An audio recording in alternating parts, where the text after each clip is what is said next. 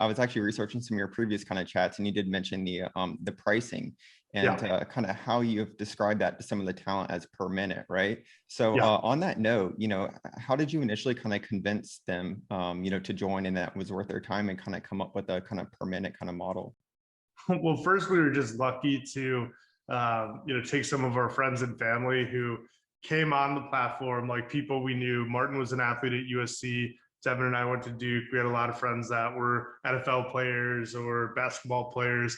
And we were just lucky that like our friends took a shot on us when they absolutely shouldn't have, because the platform wasn't deserving. But pricing was interesting, right? Because nobody's ever sold anything like this. And the math that we used was basically what we today call earnings per minute.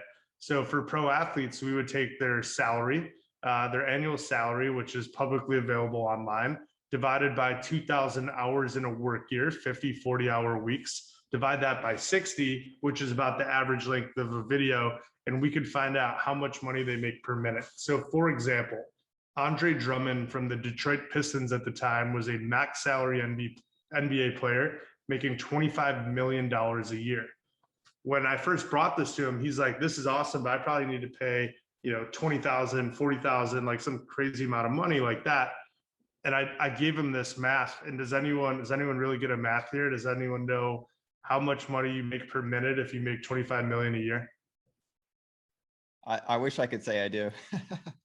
$208 per minute. So suddenly when you're selling people's time in these really small slices, right? A $200 video is actually more affordable, for a single mom trying to take her kid to go see him play, than like getting tickets to the game, getting parking, getting like dinner and, Coke and popcorn and all that type of stuff. So that was one of the big learnings that we had by like really selling the smallest unit of people's time. We could make them really affordable, but they also, if you're charging $300, $400 a video, you can make more money on Cameo than you are making as a max salary player in the NBA. Awesome. Thanks for sharing more with us on that.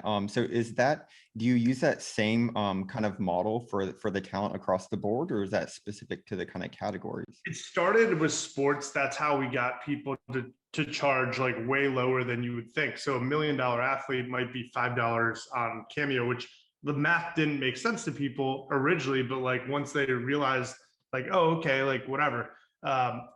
And one thing I'll say too that we learned early was the paywall was a really important thing. If all Cameos were free, it would be Instagram DM or Twitter DM, and the chances that you're going to get that happy birthday message were very, very little. So for us, we've been hyper focused on building tools that help talent best price themselves. We've always let the talent price themselves. And the reason we did that is we never wanted them to say that this wasn't worth their time. So if they set their own price, by definition, right, it's kind of worth their time. And then today, now that we have 40,000 people, the pricing almost works more like Zillow, right? Or, you go in Zillow, you go on, you look at a new house in Miami, you go look at different places, you find that some things are relative good value or some things seem expensive, and people are shopping on Cameo the same now.